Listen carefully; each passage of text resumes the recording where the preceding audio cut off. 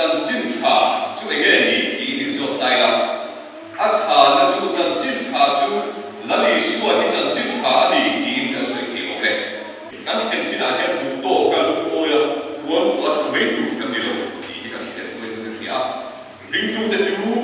mà lòng bắt được cái chế đủ cái này cái chuyện là không khác với mình cái gì cái ta chú về chú chân chim trà chú đi cái chuyện của mình không cần quá cái ông chưa cái ông cái chuyện đấy chắc tất cả các bên chú đi là lý xua thì cái này đủ anh ấy